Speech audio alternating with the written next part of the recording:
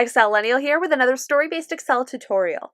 And today I'm going to be talking about Rachel the jewelry maker. Rachel now knows how to quickly find the highest number or pricing in a database talking about her products that she's already had posted to her Etsy shop. Now she wants to find out what the lowest priced products are that she sold last month, while also taking into consideration the total products that she sold. In this video, we will be trying out the DMIN function to collect this information for her. So as you can see here, we have a database right here with her design and jewelry type, the price of those products, the quantity sold last month, and then the total taking into consideration the price and the quantity sold. So it's really just the price times the quantity. Now, what we're going to do is this formula right here using the DMIN function is what we're going to be putting together. It's going to look over the entire database and then focus on column D, the total, and then it's going to look at what's actually in column D and find us the smallest number. Now here's how that's actually broken down. First, we're going to start with the equal symbol because that's how functions and formulas start. Type in DMIN and select that. And then the three pieces that we need are the database, the field, and the criteria.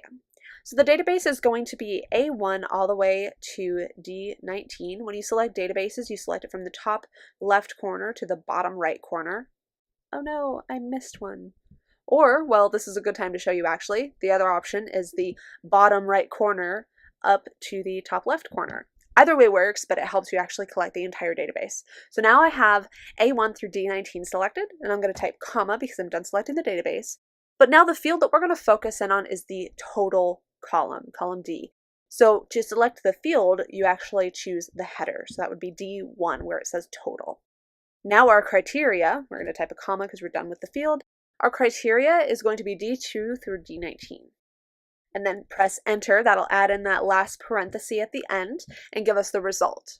Now what we just told Excel is that we wanted it to look in this entire database and then focus in on the total column and then tell us in this entire database under the total column what is the minimum number. And you can see here that the 2761 is highlighted and that's the result that we got here. Rachel's pretty happy to see how she can do this because she already collects regularly a database of the products that she has and what she's sold. This is a really fast and easy way for her to put together the minimum product that she sold based on both the product price and then also the number sold. This is really easy for her now that she understands how to review her database. If you have any questions about this process, please leave a comment in the section below. And until next time, have fun excelling.